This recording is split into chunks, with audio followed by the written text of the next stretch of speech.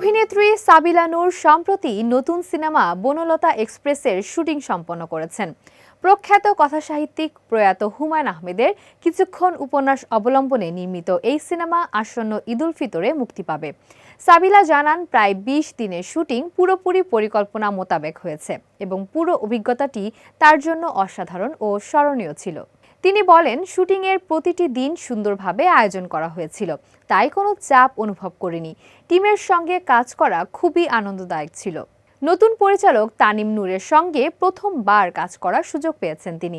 মোশাররফ করিম, চঞ্চল চৌধুরী এবং শরীফুল রাজের মতো অভিজ্ঞ অভিনেতাদের সঙ্গে কাজকে ভাগ্য মনে করেন সাবিলা। তিনি বলেন, মোশাররফ ভাইয়ার সঙ্গে কিছু ইন্টারেস্টিং দৃশ্য ছিল, আর রাজ ভাইয়ার বিপরীতে আমাদের কেমিস্ট্রি খুব সুন্দরভাবে তৈরি হয়েছে। এছাড়া মেকআপ, কস্টিউম ও রাইটারদের সঙ্গে দারুণ বন্ডিং হয়েছে। শুটিং শেষে সাবিলা এতটাই আবেগ আপ্লুত ছিলেন যে কাঁদতে হয়েছে।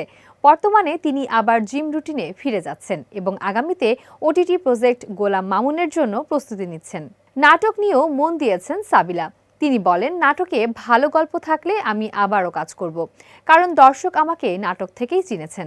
সাবিলা নূরের জন্য বনলতা এক্সপ্রেস শুধু একটি সিনেমা নয়, বরং তার ক্যারিয়ারের জন্য একটি স্মরণীয় অভিজ্ঞতা।